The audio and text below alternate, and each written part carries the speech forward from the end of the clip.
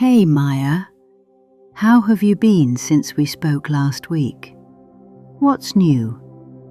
Something happened yesterday and I can't stop thinking about it. That sentence has started many important conversations. A colleague, Priya, and I disagreed about a deadline. I said it felt unrealistic. And somehow, by the end of the conversation, I was apologizing. For the deadline? For having a memory, apparently. Walk me through it. I said the deadline felt unrealistic.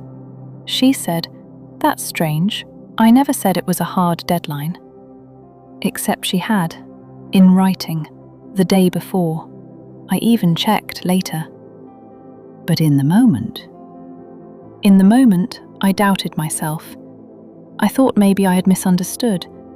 Maybe I had made it dramatic in my head. Maybe the message was secretly written in invisible ink and only I had hallucinated it. What you're describing has a name. Good, because right now, my name for it is, why am I like this? Today we're going to meet 7 patterns. 7 common ways manipulation shows up, not always loudly, not always deliberately, and not always from people who think of themselves as manipulative. That's comforting and also deeply inconvenient. Most useful truths are. Once you know their shape, you start recognizing them everywhere. In your inbox, your group chats, your workplace, your family, and occasionally in a meeting that could absolutely have been an email. Will this make me paranoid? No, it will make you calibrated. There is a difference between assuming everyone is manipulating you and simply knowing what certain patterns look like when they appear. So not trust no one. Exactly, more like trust yourself enough to notice. Okay, let's meet them. One at a time. The first face is the fog machine. Appropriate. I already hate it. The pattern is gaslighting. This is when someone denies, distorts, or rewrites a shared reality until you begin questioning your own memory or perception. So it's not just lying? No, lying says that didn't happen. Gaslighting adds, and the fact that you think it happened says something worrying about you. Lovely. A lie with a personal development plan attached. The term comes from a 1938 play called Gaslight, where a husband dims the gas lamps in the house and then tells his wife she is imagining it. The point is not one big dramatic lie. It is repeated small denials that slowly make someone distrust their own observations. What does it sound like in real life? That never happened. You're remembering it wrong. I never said that. You're too sensitive. You always twist things. None of those actually answer the issue. Exactly. They move the conversation away from what happened and toward whether you are reliable enough to talk about what happened. So what do I do? Carry a courtroom transcript everywhere? Ideally, no. It's bad for the handbag. The antidote is simple: documentation and trusted outside perspective. Not because you are building a case against someone, but because an external record breaks the fog. So checking the message thread was the right instinct? Yes, the fog hates a screenshot. The second face is the scoreboard. I know this one. After everything I've done for you. That is its national anthem. And somehow it always plays when they want something. Guilt-tripping works by turning help, love, or history into a debt you are expected to repay immediately. usually on someone else's terms.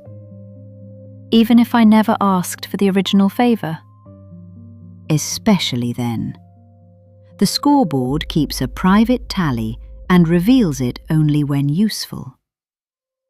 So the favour was not a favour, it was a subscription plan. Sometimes, yes. A favour becomes manipulative when it is later used to override your choice. What does it sound like? After everything I've done for you, I guess I'm just not important to you. If you cared, you would. Fine, I'll just do everything myself. That last one comes with a sigh, doesn't it? Usually a very well-trained sigh. How do you respond without sounding ungrateful? Separate appreciation from agreement. I do appreciate what you did for me, and I still can't do this right now. So gratitude and boundaries can exist in the same sentence? Yes, the scoreboard wants you to believe they can't. The third face is the sunrise. That one sounds nice. That is how it gets in. So we're not going to trust the sunrise today? We can trust warmth. We just don't let warmth replace time.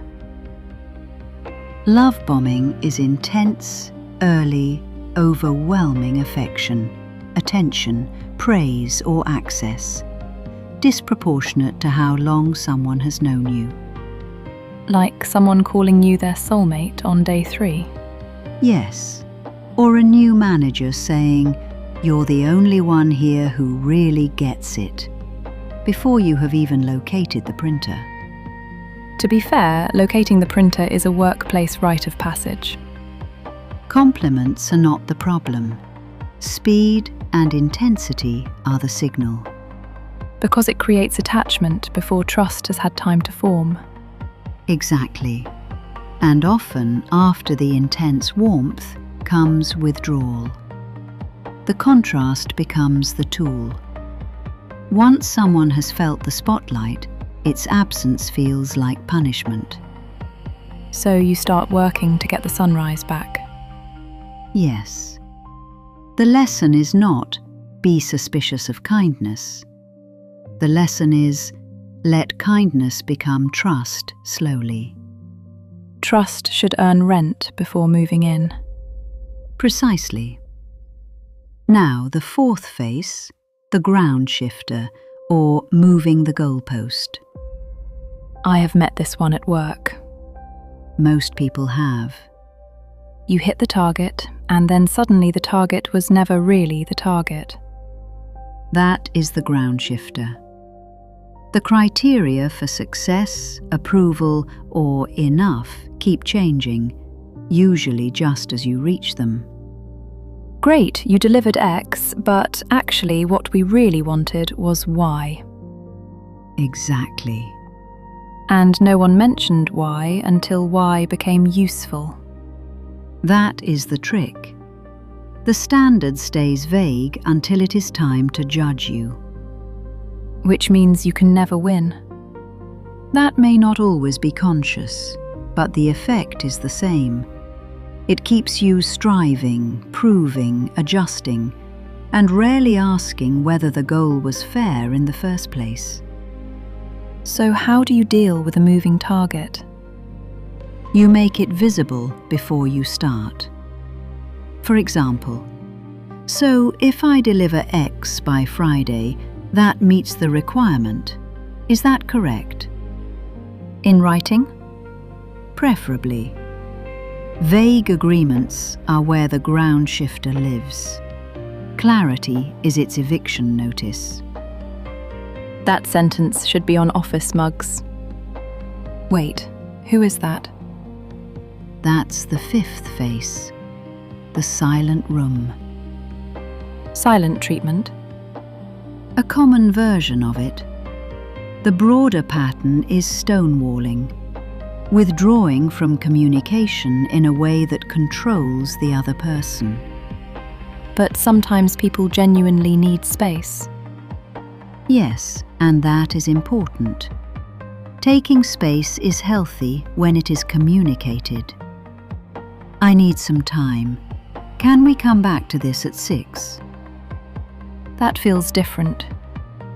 Because it has a boundary and a return point. Stonewalling is open-ended. The silence itself becomes the message. And the other person is left trying to solve a puzzle with no clues. Exactly. They become anxious enough to apologize, chase, soften, or surrender just to end the silence. So the silence is doing the work. Yes.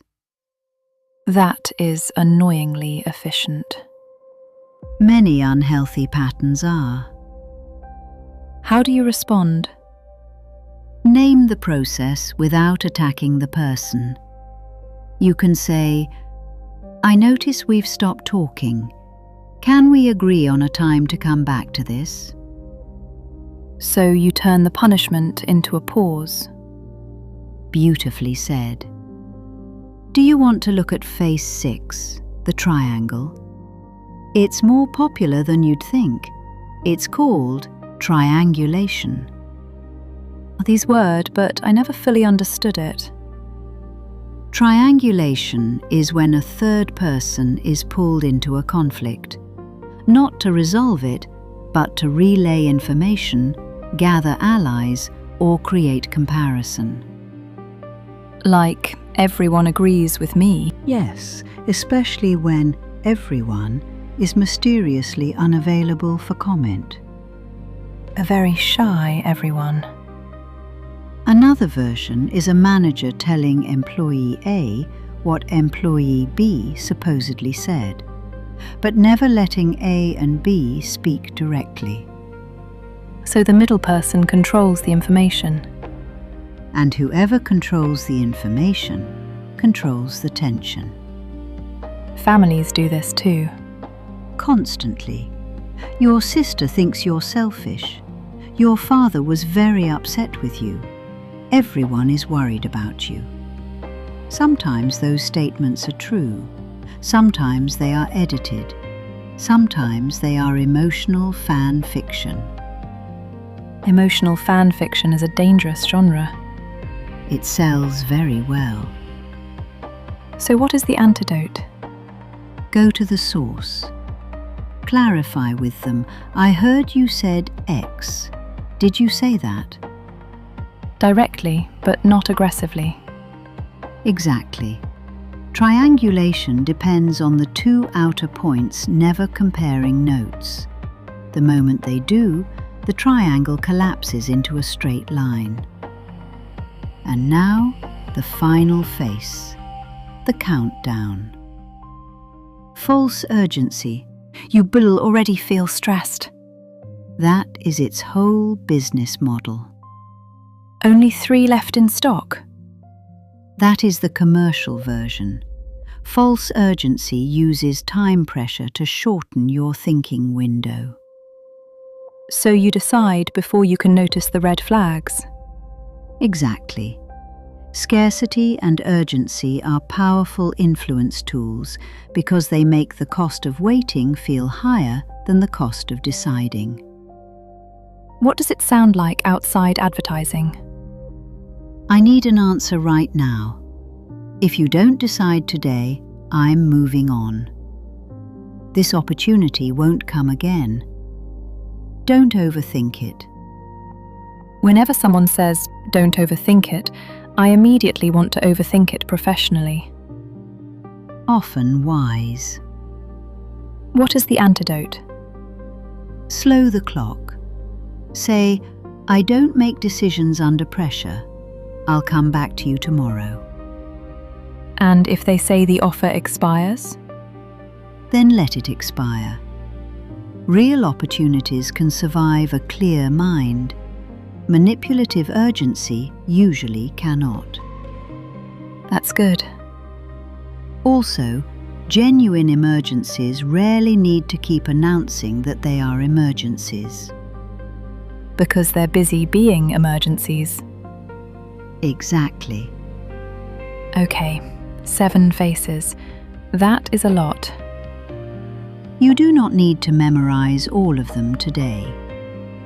Good, because my brain has opened 16 tabs, and one of them is playing music. Here is the shortcut. Every manipulation pattern does one of 3 things. It makes you doubt what you saw. It makes you doubt what you are allowed to ask for. Or it makes you doubt whether you have time to think. Reality, fairness, and time. Exactly. So if I feel suddenly confused, guilty, rushed, or smaller than I was 10 minutes ago, ask which one was just pulled out from under you. what I saw, what I'm owed, or how much time I have. That question alone can bring you back to yourself. And once I know which pattern it is, You don't need to accuse anyone. You don't need to diagnose anyone. You don't even need to say the word manipulation out loud. that's a relief. It feels like a word that makes the room immediately weird. It often does. You simply stop reacting on the pattern's timeline. The fog machine loses power when you trust your record. The scoreboard loses power when gratitude and boundaries stand together. The sunrise loses power when warmth has to earn trust over time. The ground shifter loses power when the criteria become clear. The silent room loses power when silence becomes a bounded pause. The triangle loses power when people speak directly. And the countdown loses power when you give yourself time. So recognition changes the dynamic. Yes, most of these patterns only work when they remain invisible. I think I know what I'm going to say tomorrow. Tell me. Hi, Priya. I looked back at the message thread. The deadline was written as Friday, which is why I treated it as fixed. If that has changed, can we confirm the new deadline clearly? Is that too much? No.